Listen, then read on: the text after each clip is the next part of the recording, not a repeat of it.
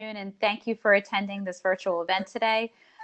For those of you who may not know me, I'm Chrissy Beswick. I'm the Vice Chair of Rowan University's ACE Women's Network. Our chairperson, Joanne Connor, asked me to say hello to all of you on her behalf. She's attending another meeting right now. And also on behalf of the entire board, I just want to say thank you so much for joining us today. We hope that you're doing well, that your families are safe and healthy. And that everyone's getting excited for the next big steps to come for us here at Rowan. I'm so glad to also announce that we have a full schedule of virtual programming for this summer. All the details are available on our website, so please make sure to take full advantage of these programs. Spread the word to your friends, your coworkers, your colleagues, your neighbors. This is a really great platform for us to be able to have really meaningful conversations while we're all still working from home. Before I formally introduce our guest speaker today, just a few housekeeping items.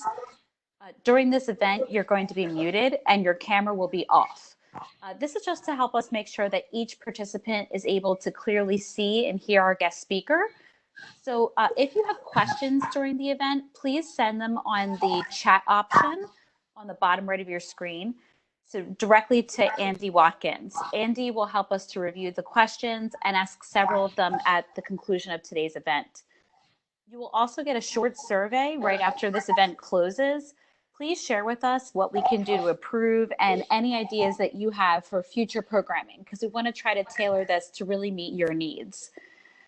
So now our guest speaker today is Jeremy Trowsdale. He's the Director of Training and Development and Human Resources at Rowan University. He created and manages the Leadership Development Institute and new manager orientation programs to enhance the leadership and managerial capabilities of high-performing employees across the university. He also oversees Rowan's performance management program, new employee orientation and onboarding programs, and these are focused to help achieving long-term goals as well as addressing immediate developing needs. He provides a wide range of consultation services to various levels of management. He also works very collaboratively at department and division levels to ensure performance management processes inform and support everyone and lead to continuous improvement for us all. Jeremy is a member of the Strategic Priorities Council and the chair of both the Employee Recognition Awards and the Professional or Prof of the Month subcommittees. These initiatives allow him to really impact employee recognition programs on all of our campuses and to build employee engagement. We're so pleased and grateful that Jeremy was able to lend us his time and his expertise today. And with that, I'm going to turn it over to you, Jeremy. Thank you, Chrissy. Okay, does this automatically come up? There it goes.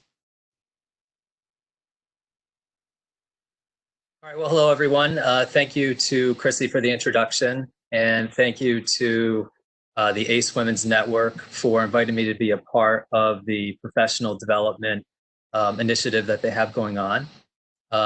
It certainly is a great thing to have going on at this unique time that we're in. And thank you to all of you who are in attendance, who are taking the time out of your day to join us. I hope to give you some great tips and techniques that can help enhance your overall remote work experience. So I'm going to share my screen now and get right into my presentation.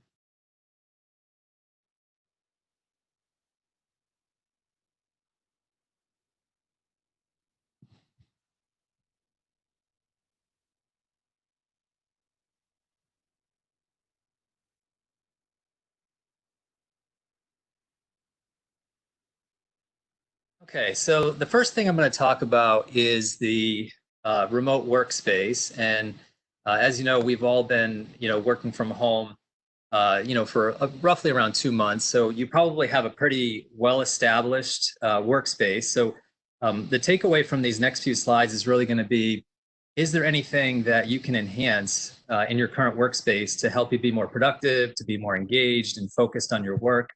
And that's what I'm going to focus on overall with the presentation is, how can you better stay focused? How can you continue to stay engaged? Communication is certainly a challenge when we're so far apart from each other and not seeing each other on a daily basis, not having those desk chats, office stop-bys, things like that.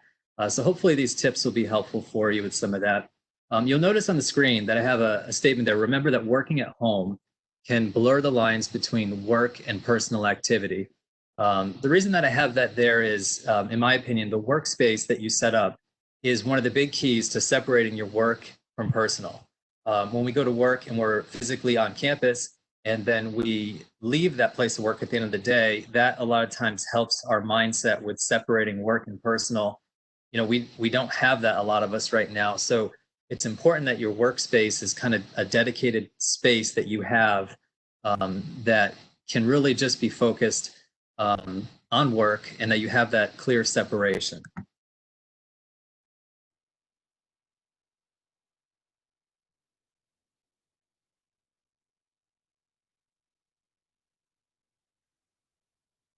Let's give it a second. My screen is stuck.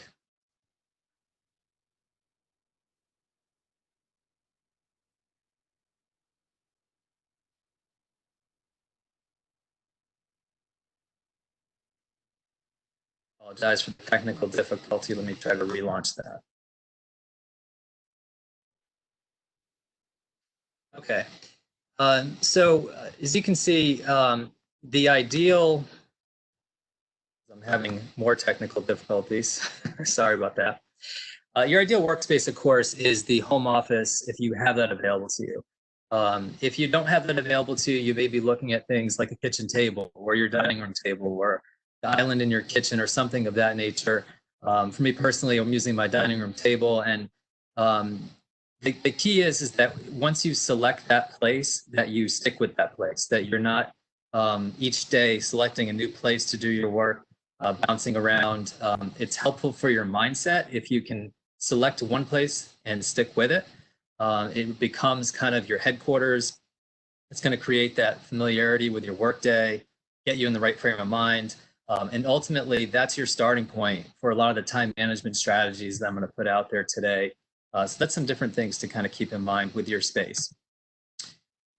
A few other things to take note of, make sure your workstation has ample leg room, make sure you have good lighting, try to avoid having direct light behind you. When I first started working in my dining room back in March, this is one of the challenges I had at first. I kind of had that glare coming in from the outside, and it was causing that eye strain.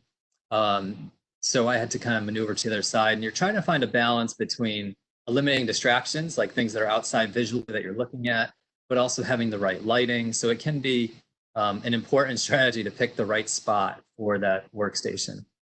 Some other keys: keeping your shoulders relaxed, keeping your upper arms and forearms at a 90-degree angle, keeping your elbows close to the body. I like this graphic that I got from our environmental health and safety department. They gave me some material. By the way, I have a number of remote workspace tips that are available on the training page of the HR website. If you want to take a look, I included some here, but there's more tips. If you find this section helpful and you want to check them out, just go to the HR page of the website, and on the training page, I have some tips for working remotely. And then there's also some ergonomic type tips that I got from the environmental health and safety, and that's where this picture came from. But as you're looking at this picture here, you'll see that the differences are pretty clear. The gentleman has his legs propped up on the left, whereas you see on the right, he has them down at a 90-degree angle. Personally, I found that that's a key to avoiding lower back pain, is to keep your feet on the ground. I was not doing that in the beginning, and you get used to your office work chair, and when you're at work, you don't really notice too much of any back pain if you have a good office work chair. When you get home and all of a sudden you're using a different kind of chair, you can notice some issues with your back. So it's important to kind of take some of these tips and run with them. One is keeping your legs down at that on the floor at a 90-degree angle. You'll also notice that he has chosen on the right to have his laptop propped up so that his line of sight is direct with his laptop. This is another good tip. So you're keeping your neck straight up instead of like hunched over like he is on the left. That's another difference you'll see. On the right, he has kind of the right straight up posture. On the left, he's kind of hunched over. So you can kind of see some differences there between the right and wrong way to be seated and have your workstation set up. Another thing to consider is your chair. I mentioned that a lot of us don't have an office type chair at home. If you do, that's great. If you don't, some things to consider. Try to avoid chairs that have sharp edges along the front. That can cause some compression in your legs. Look up for a chair that has lumbar support. If you don't have that, try rolling up a towel. Place it at your lower back. This can help get that back posture correct. Avoid the couch and recliners. I know it's tempting to kind of get on the couch or recliner because of how relaxing it is, but your brain is going to stay in that relaxation mode of thinking if you're on the couch or in a recliner, and you want to get into work mode. So that's not the best option. That's why I have it there in all caps. Try to keep your chair height in mind. As I mentioned about that picture you saw on the last slide, it's important to have your legs at that 90-degree angle and touching the floor. If you have a chair that is causing your feet to dangle and you can't adjust the chair, put some books or a box underneath your feet. And believe me when I say your back will thank you by the end of the day or week. Other things that can help with that are some stretches that you do daily for your back.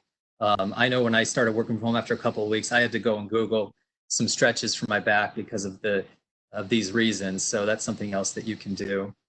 I want to give you a moment, if you have a pen and paper, to think about your workspace. I just went through a bunch of tips for your workspace. Think about what you've been using working from home, and think about anything that you think you'd like to adapt. And if there's anything that comes to mind, just jot it down on a piece of paper. It's important with these professional development sessions that you have takeaways. They're going to actively help you. This is a way to do that, is jot them down so you don't forget. I'm just going to give you a moment to think about that before I go to the next slide.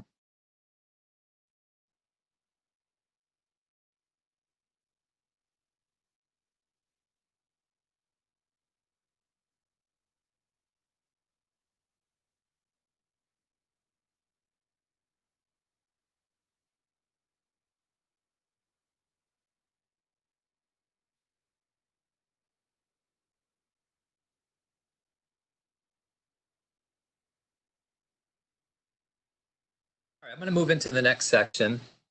The next section is going to talk to you about staying focused and how you can do that effectively at home. There's a few things that can be major challenges when it comes to working at home, and that's sight and sound. It's very easy to have visual or audible distractions that pop up throughout your day. Believe me, I understand. I have 3 children that are age 7 and under, so there's certainly, you're going to have some audible, some visual distractions throughout your day. These are some tips that may help you with that. First, consider your remote workspace location, which we talked about earlier.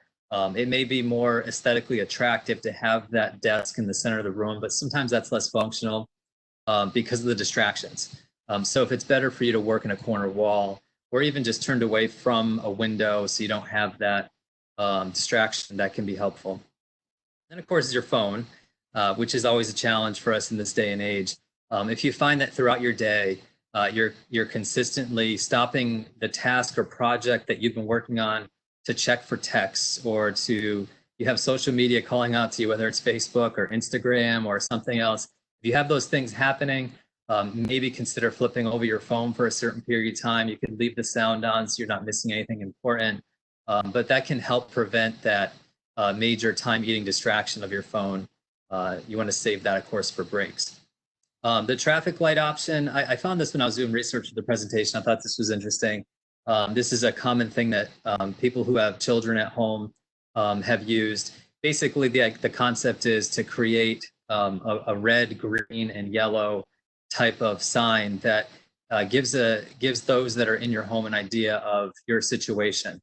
Green, of course, that you're available and that you can help with something. Yellow, kind of, if you need me, I'm available, but think about it before you come in and ask. And then red, of course, isn't the best time.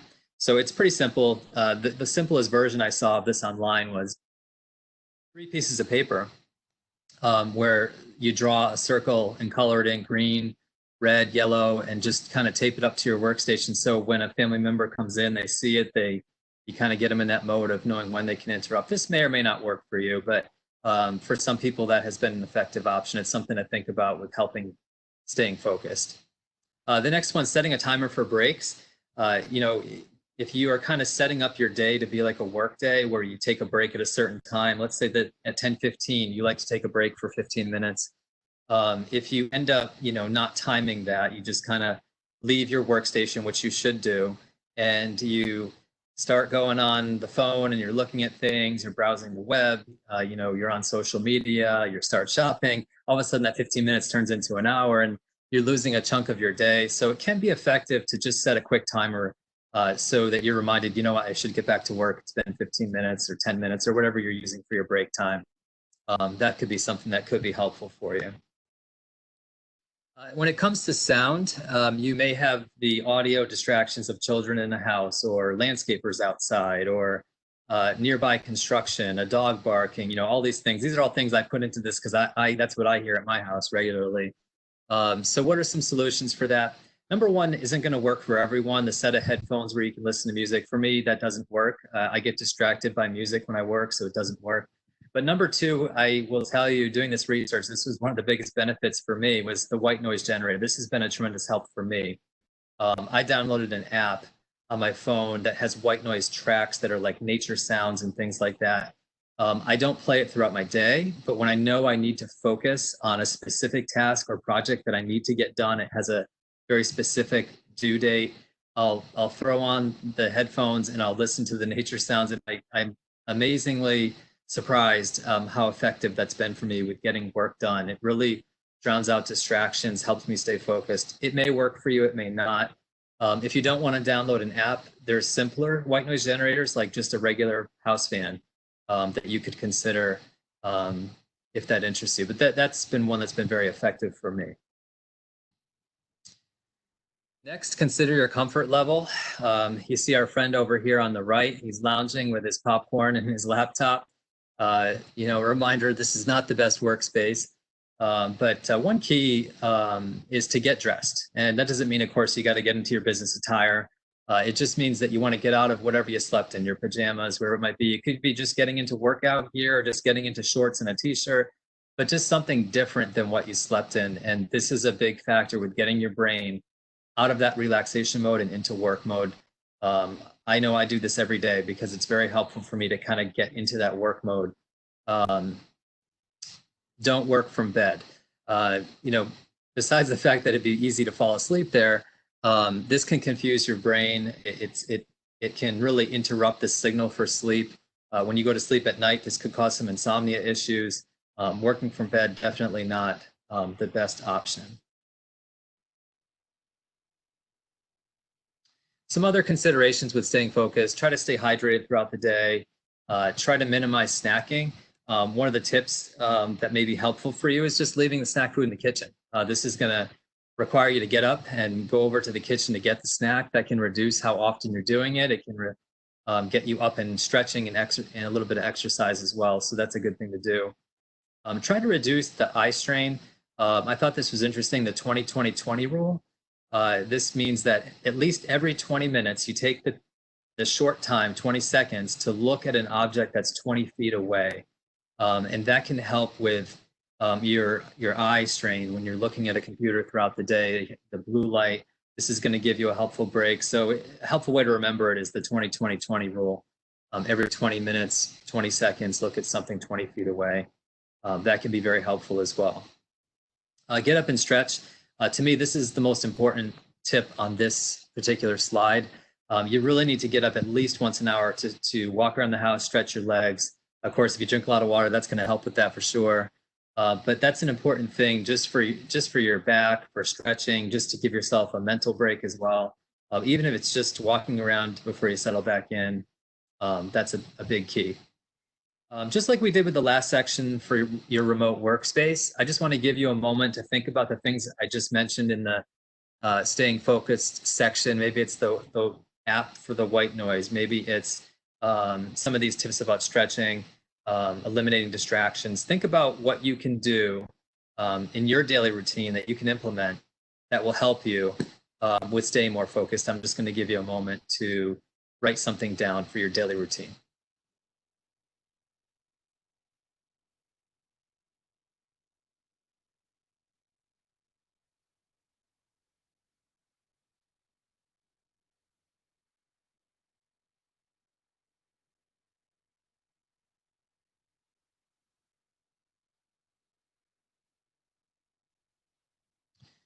Okay, a similar topic I'm going to get into now is tips for staying engaged in your work. So, one of the areas that I'm heavily involved in at Rowan is employee engagement. And this section is going to talk a little bit about that, speak to some ideas for you. Get an early start. Getting a project or a task, if you start that first thing in the morning, this can be the key to making a lot of progress on it throughout the day. Um, it also may depend on your personal productivity cycle or peak. If you're someone that your most productive time is in the morning, this is especially true. But getting an early start is going to be helpful. If you get that late start, sometimes it's hard to catch up. Structure your day like you would if you were in the office. Schedule what you'll do and when over the course of the day. If you're someone that makes a daily plan, which I'm going to talk about in a few minutes, it's important that you kind of take a look at your calendar, your task list, wherever you keep track of the projects and tasks that you work on. Set yourself reminders to when you're going to shift gears, but it's going to help you to stay engaged rather than just kind of logging in and kind of just checking email and then trying to figure out what you might do first. Having a daily plan is really going to help you to stay engaged and focused on what you have to accomplish. Take meaningful breaks. And so when I say that, I don't mean our young lady that's at the bottom of the screen there. That is not a meaningful break. So you want to make sure that you take the time to have a break away from your station. So you want to get away from your workstation. You don't want to take a break by just picking up your phone per se and looking at that for a few minutes and then getting back to work. You want to actually physically get up, move around, whatever it might be, get a snack, go outside, get some fresh air. Make sure that you break for lunch and hydrate as well. An example of this, of course, is when you take your lunch, actually leave your workstation, go to wherever you're going to have lunch on a nice day. That might be outside, that might be in your kitchen. And when you're done, consider a short walk to re-energize yourself for the afternoon. This has been an effective thing for me because my peak productivity is in the morning. So a challenge for me tends to be I get back from lunch and sometimes I'm not in the same mode I was after I had my coffee in the morning. So this can be helpful to kind of re-energize yourself for that afternoon stretch so you can be as productive in the afternoon as you were in the morning. Now, if your peak is in the afternoon, then maybe this isn't an issue for you. Maybe it's the morning. Maybe you need more coffee to kind of get started. But anyway, that tip has worked well for me. You can consider making exercise an integral part of your daily routine. That doesn't need to be lengthy. It can just be a simple 15, 20-minute cardio session or something like that. I mentioned, I was talking to a couple of people earlier. I do the workouts with my kids. That takes 15 minutes, but it gets me up and moving. It kind of gets me re-energized for getting back to work. You certainly can find something, even just a short walk down the street can work. And that provides health benefits that you're already aware of, but it also releases chemicals to the brain that boost productivity. So find yourself hitting a wall, consider an exercise break like that just to re-energize. You can certainly incorporate stretches or short walks outside into your breaks. The great outdoors, I have it labeled here. It's really important to get outside, even if it's just for a short walk or sitting on the porch. It's important to get outside, get some sunlight and fresh air. This last bullet point on this screen, I think is very helpful. When you end your workday, try to leave the house, even if it's just for 10 to 15 minutes to kind of decompress. When I talk to a lot of people, at work, they've mentioned to me that when they leave work and they drive home, especially if they have, a 15-minute commute or a 30-minute commute, that time in the car is kind of how they unwind from their day at work. And when they get home, they've kind of thought through all of that, they've processed it, and they're ready to kind of get into personal time now. We don't have that right now, a lot of us. You're staying at home, and so the lines get very blurred between personal and work. This is a way that can kind of help you separate work and personal. It's to kind of decompress. Take 10, 15 minutes. A walk is a great way to do that. It might be a car drive to go run an errand, but that could be a great way to kind of decompress. Avoid multitasking if it's possible. So multitasking at one point in my career, I remember this being something that you would often say that you're good at, on a job interview, to kind of say as a badge of honor that you're a great multitasker. Over time, studies have really indicated that multitasking is not as effective as it once was thought. There's some downside to it. Studies indicate it's going to increase your stress, negatively impact mental health.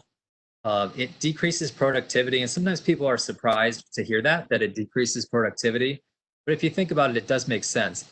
If you're bouncing between tasks, there is a significant amount of time it takes you to leave one task, go to another task, realize, okay, where did I leave off on this task? Kind of resettle yourself into that task and pick up and move forward with it. And then when you bounce back to something else, you have to do that all over again. It's pretty clear that focusing in on one thing for a set period of time, you get a lot more done. So that's one of the main culprits or reasons that focusing in on one thing is going to help you with being more productive.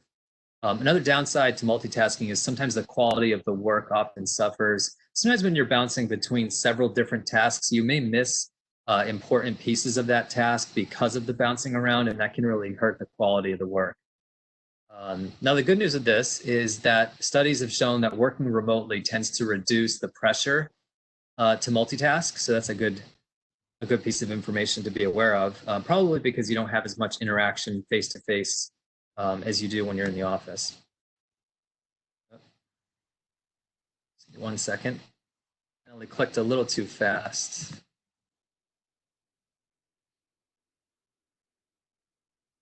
So I'd like you to kind of take the opportunity to do some self-reflection with your own habits with multitasking. So the first bullet there, do you check your email every time one pops up in the bottom corner of your screen? And the answer to that may depend on who you see that email is from, and that's fine. But do you consider whether that email or phone call could be addressed later, even if it's 15 minutes later, or do you immediately jump to open it, read it, find out what it's about, reply to it? And do you do that each time you see an email pop up? That's the multitasking that can really affect your productivity. So it's something to consider. Everyone has different roles and positions, so you have to consider all these things with a grain of salt and use your judgment, but it's something to consider. Have you prioritized your tasks and projects before you started your day so that you can weigh this effectively? In a few slides, we're going to talk about a daily plan. Do you do that? Do you have things prioritized so that you know what you have to focus on? Have you tried blocking a certain amount of time to focus on one task or project and not allowing distractions to change that? Another key consideration with multitasking.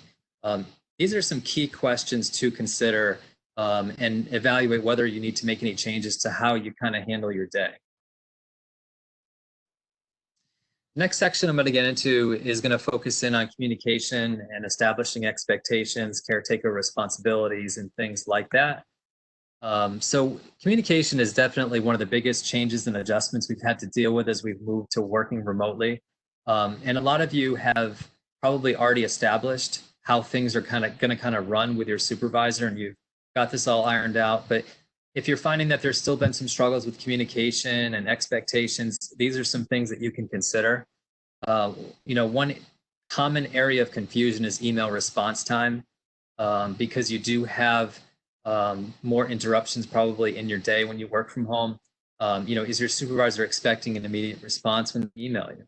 That might be an expectation to discuss with them. Are you going to have daily check-ins and catch-up calls? Is every other day more than effective? Is once a week effective? Like, what works for your area and your supervisor and your team? Agree to terms on how you're going to update on the tasks and assignments you're working on. For some, that's more informal. It's just kind of a daily check-in, quick call, a weekly call every other day. Might be department calls where everybody's kind of sharing what they've been working on. Others, it might be a little bit more formalized where you're just providing like a very brief, 10 minutes to throw together summary report on Fridays to say, here, this is what I got done this week, what I'm focused on. But you want to establish all of these things if you haven't done so yet with both your supervisor and then your teammates who that you were working with on lots of different tasks and responsibilities. So caretaker responsibilities, and I know that I'm certain that you know this. You may be taking on more at home than just your professional work. So it's important that those things that may be impacting your day are shared with your teammates, with your supervisor, that they're aware of different things that might interrupt your day. Examples of this might be a class project that requires you to get your child set up online, or it could be your child has a scheduled Zoom meeting with her teacher in class. These types of things, if they're lengthy, you're going to use your judgment with this, of course. Your things that are going to cause you 5 minutes of interruption obviously don't need to be shared. But if you have any events that you have in mind in your personal calendar, you know that you're going to work around them. If you may find it helpful to share some of the bigger ones with your supervisor, your team, maybe even putting it on your professional calendar, Outlook. That might be helpful as well. Just something to consider with your caretaker responsibilities. The next topic, and I've alluded to this already a little bit, is personal productivity peaks and valleys. So I found an interesting statistic here, or it's not really a statistic, a fact finding. Studies indicate that learning is most effective when the brain is in acquisition mode, which is generally from 10 a.m. to 2 p.m. and 4 p.m. to 10 p.m. So the good news is you're going to retain all this wonderful information I'm providing because we're holding the session from 4 to 5. So when you think about your personal productivity peaks and valleys, some people are very focused first thing in the morning. I've already shared with you that's my time, is after I've had my coffee in the morning, I'm ready to go and I'm focused. Other people, that might be in the late morning, it might be in the early afternoon, possibly even later in the day. What's important about this is that you identify and know what your productivity peak is and use that to schedule your most important tasks for the correct times and work on other tasks during non-peak times. Those are sometimes called valleys. An example of this, returning phone calls and emails when your energy levels are low. Those are also called valleys. Important projects and tasks when you're at your peak. Very simple example, but if your time is in the morning, does your position allow for you to work on your important projects and tasks at your peak in the morning and then return calls at 11 a.m. or 12 p.m.? Return those phone calls and emails, maybe get back to your projects after that. Have you considered what your peaks are and your valleys to plan your day? So there's a few questions I have here at the bottom for you to think about. Do you know the time of day that you're the most productive? If the answer to that question is no, there are pretty simple ways that you can identify that. Try working on an important project that you have to complete or an important task that requires you to focus at various times in the day, and kind of just notate where you seem to be most effective and most focused, and record that information to try to figure that out. If the answer to that question is yes, you do know when you're most productive, are you taking advantage of it? Are you working on the right task during the right time? You don't want to waste that productivity peak on things that are simple for you to do, like replying to an email with a quick response. You want to focus on things that are more challenging for you. So are there tasks that you should consider rearranging during your workday? So these are all important things to think about with your personal productivity peaks and valleys and how you schedule your day. And that kind of leads right into the next topic, which is daily, weekly planning and organization of priorities. So pretty basic, pretty quick. At the beginning of your work week, that probably is Monday morning, maybe that's Sunday for some people. But at the beginning of your work week, think about the successes that you want to achieve by the end of the week and make note of that. When you've done that, it's important to set deadlines for tasks and projects instead of leaving them open-ended. A lot of times you'll find that if you leave a project or task open-ended without due dates or deadlines, you'll tend to procrastinate a little bit more. The key to getting those things done faster is to set due dates for yourself.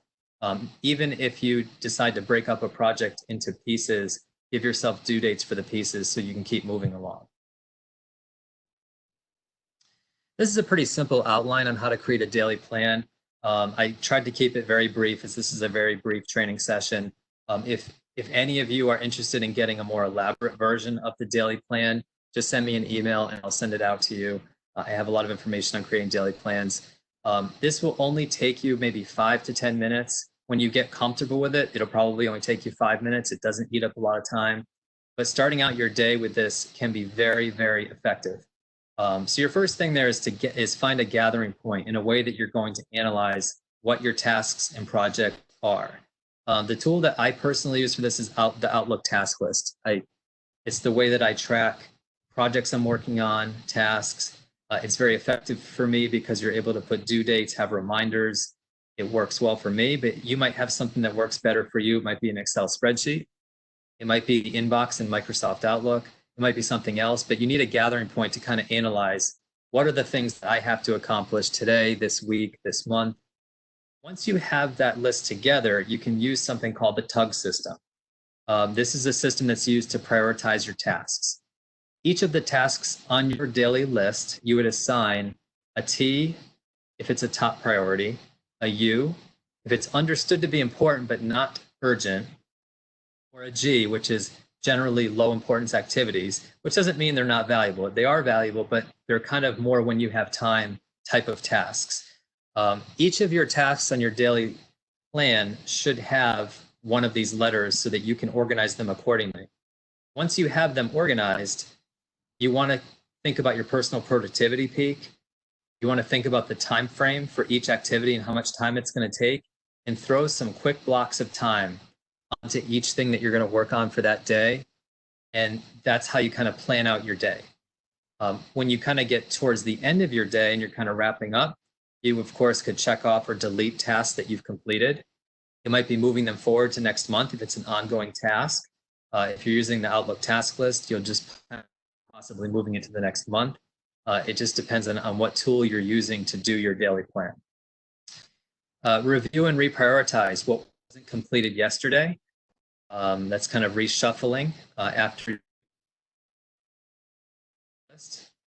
You can review yesterday's notes from meetings and phone conversations. You may have new tasks to add to your list based on meetings and phone conversations that you had during that day, emails that you received. Transfer over your deadlines to your new list.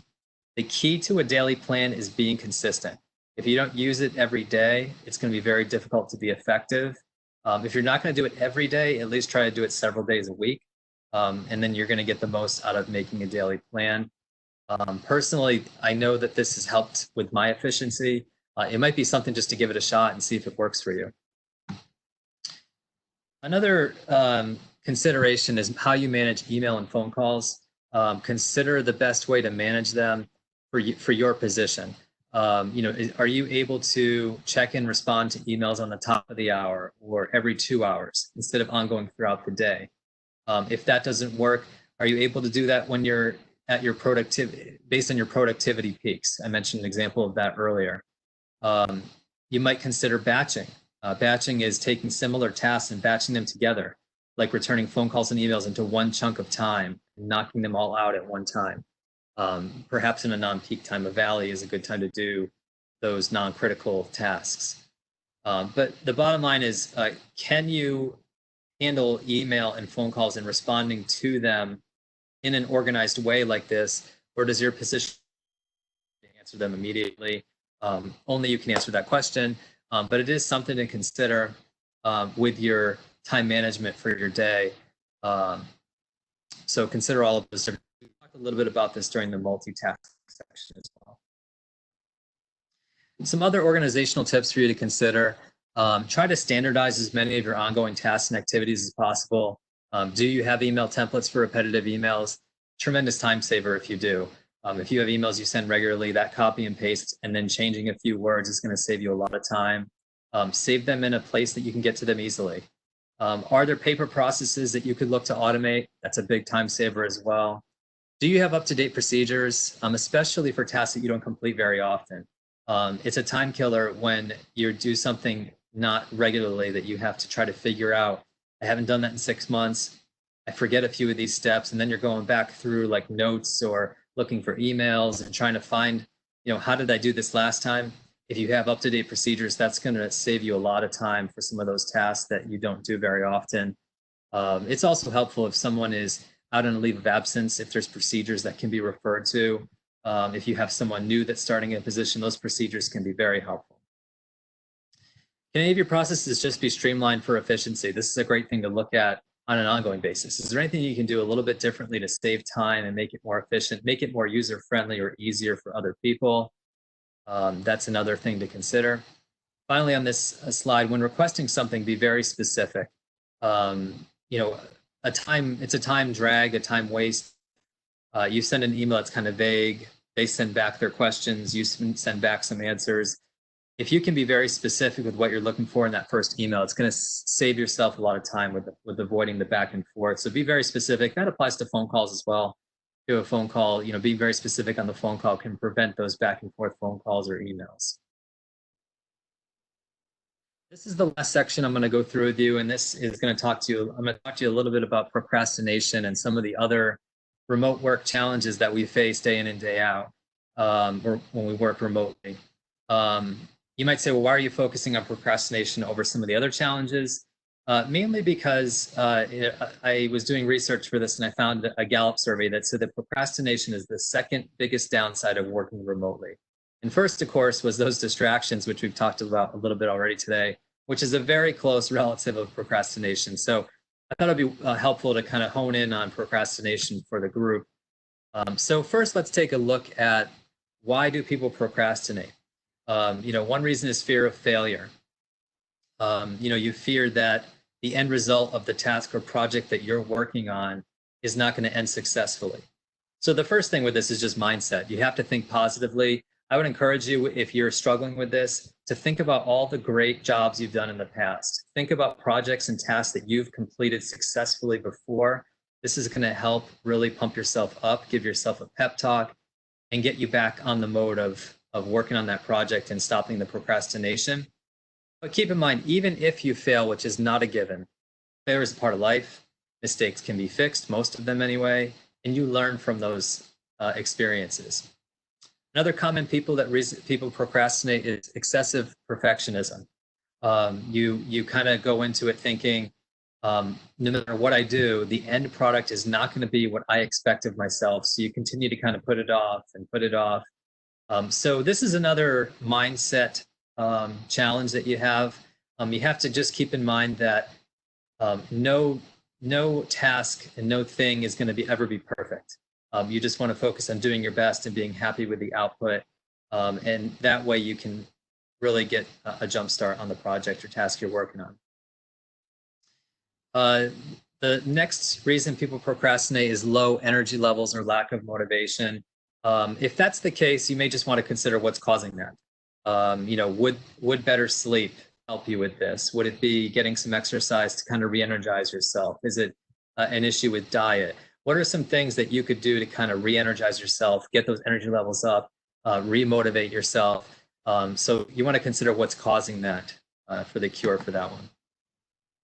Next reason people procrastinate is lack of focus. Hopefully you're enjoying these memes, by the way, that I found on the internet. I found them to be kind of humorous, kind of a light way to talk about a topic that gets the best of us quite often.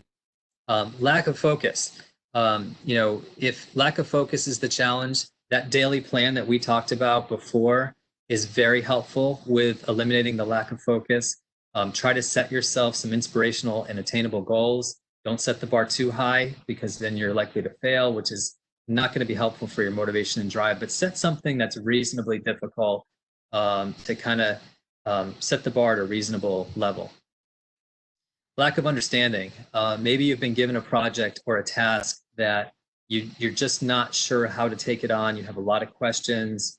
I've found over the years working in human resources and training in particular, that people have shared with me that sometimes they're afraid to tell their supervisor or someone that they work with that they have these questions and they're unsure where to get started because they fear that they're going to think less of them or think they're less competent. It's often the opposite, the exact opposite. They expect that you're going to have questions. They want you to do the best job you can with that task or project. And it shows that you're taking it seriously if you're going to them with the questions. So kind of eliminate that fear by realizing that they're there to help and be honest about the situation. So those are the reasons that people do procrastinate. I thought it'd be helpful to provide you with a few ways that you can minimize procrastination. First is just determining why you're doing it. Pretty simple. You need to know why you're doing that so that you can eliminate it. Ask yourself, what's the best use of my time right now? Create a daily plan. We talked about that earlier. The fourth bullet's very important. If you have a project that's large, seems very daunting, seems like it's a big challenge, try breaking it up into smaller, more manageable chunks. An example of this might be maybe you break up a big project into 10 steps and you create what's called mini milestones for each chunk. And then you basically say, you know what, I'm going to work on part 1 today and I'm going to keep working on it till I'm done with part 1. If you can do that and you get through part one on that first day, there's going to be a tremendous feeling of um, success for you, and that's going to help you get through to section two. And then by the time you're moving forward with this, all of a sudden you're on part seven, and you're kind of getting right through that project. So think about breaking those tasks up into smaller, more manageable chunks. Another thing that you could do is something called time boxing. This means deciding on a certain period of time. Maybe that's 30 minutes, maybe that's an hour, maybe it's 2 hours, blocking that time and honing in on that project or that chunk and not working on other things until that time has passed, setting a timer. That can be a very effective way to make a lot of progress on that project that seems very overwhelming. There's something else called worst first. And what that means is if you have a task or project that you're dreading, take it on first. If you can make a lot of progress on that project early in the day, the rest of your day will seem easier because you've taken it on, or if you complete it, even more so. And then just realize the benefit of getting those tasks done now. The feeling of relief and success and knowing that you're doing a great job and being done, all of those things are beneficial. So that was it for procrastination. These are some other remote work challenges to be aware of that you would face, we all face. One is you just can't seem to stop working. I mentioned earlier the commute home from work kind of helps with the mindset of, okay, I'm done work for now. I'm going home and have dinner with my family. I'm going to take a break. You might get back to work a few hours later, but it does give you a break from work and separates it. When you're at home, you don't have that commute to kind of help. You don't leave the office. So sometimes you just keep working and working. All of a sudden you realize it's 7 o'clock at night and you're still working. So just remember that unplugging at the end of the day is very important for your mental health. Team communication feels fragmented. It's only natural that that's going to happen when you work remotely. You don't have those impromptu lunches. You don't have those spontaneous desk side brainstorms. You don't have those office visits, or you don't have those in-person meetings where you're discussing things. So it's important with this to be innovative, consistent with communication with your coworkers, whether that's Zoom calls or it's conference calls or just daily check-ins. You can even consider chats like Jabber that's available through Outlook. Think about some different ways that you can communicate with members of your team or your supervisor. Technology trips you up. When you work in the office, your technology there is business grade, it's quick. Or at least it is most of the time. When you're working from home, you have that remote internet hookup, your cell signal. Sometimes it's not as reliable. You can have some of those technology challenges. Just have patience with that. We're all dealing with that. Look at it as a learning opportunity. Learning the technology and getting accustomed to working remotely is a good thing. So I have some takeaways for you as I kind of wind this down. Some things that you should think about based on what I went through today. Try to analyze your remote workspace and just think about how you can optimize that space, eliminate distractions, make it as conducive to work as possible.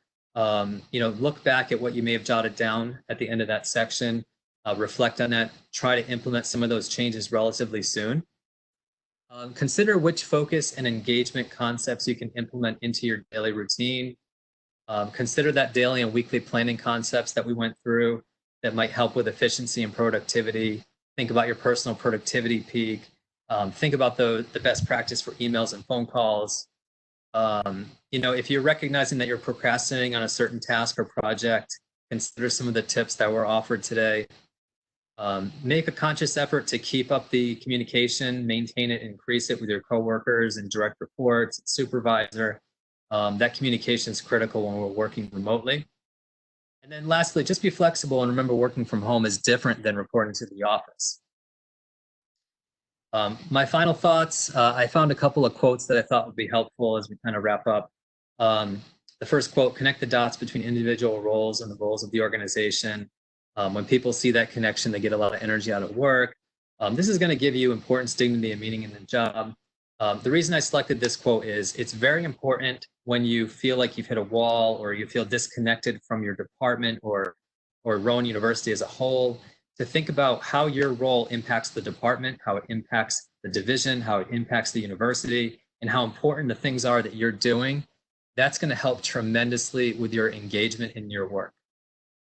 The second quote, appreciate everything your employees do for the organization.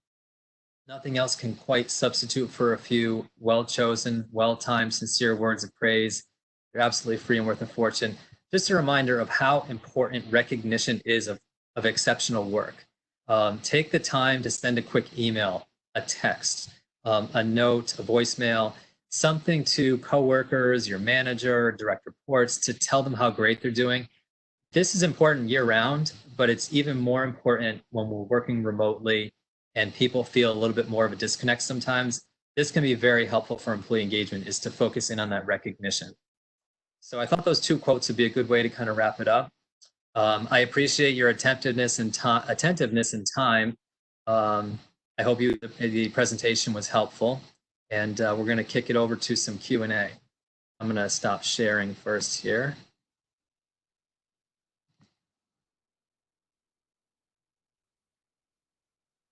All right.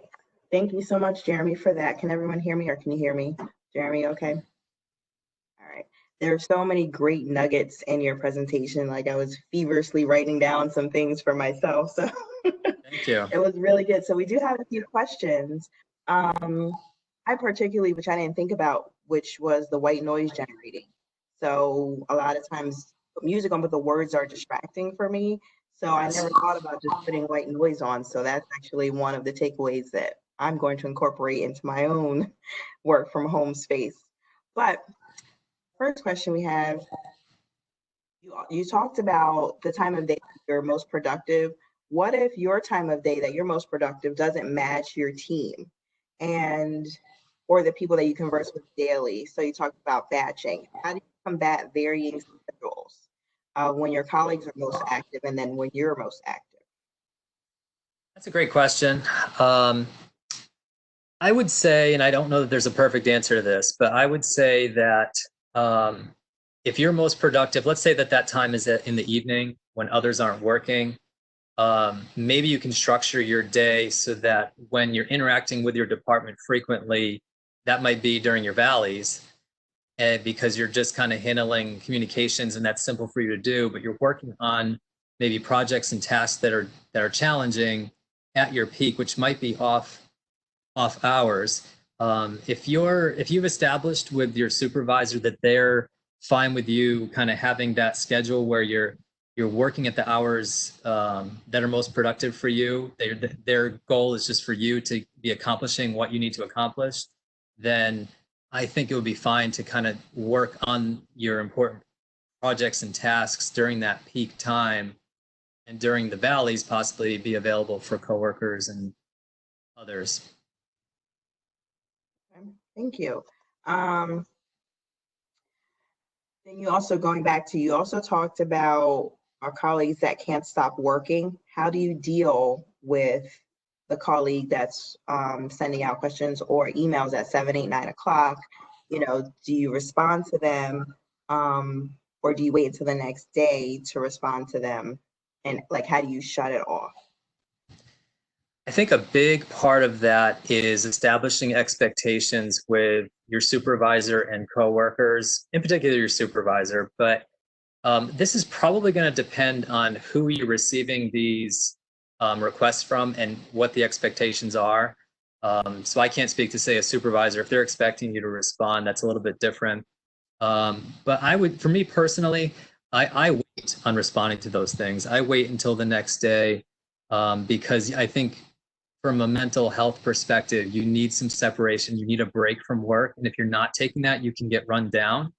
So for me, I think you're not getting that mental break or separation if you're always on and always responding to those things. So for me, that's what I do. But I would encourage you to talk to your supervisor, discuss this, see if they understand that concept. That's my opinion anyway. Okay, thank you. We have another question. Telecommuting or hybrid is a growing trend. Do you think this is the way of the future? I personally do. I think, that's a crystal ball type question, but I think so. I think that is probably the case for a lot more positions.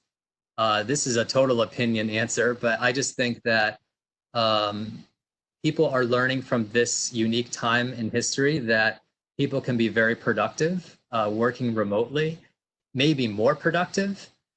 So their eyes have been open to the possibilities and seeing that it can be done. So I would think that more organizations are at least going to consider kind of that part-time working at home, part-time in the office. You know, we're in a unique time where you have the social distancing aspects that we have to comply with, but whenever we get more normalcy, you know, I think so. I think we're headed in that direction. It may not apply to all positions, but yeah, I think we're headed that way, but we'll see. You know, who knows? Right. All right, we have one more question to wrap up. So this one's about family. While working from home, I recognize I am less patient with my family. How can I how can I recognize that, and how can I gain better perspective on that? Okay, I understand this one. Gaining perspective on that. That's a tough question. For me, I'll just give you my own personal take on it. We have a practice at my house that we do. I fill the role of recess.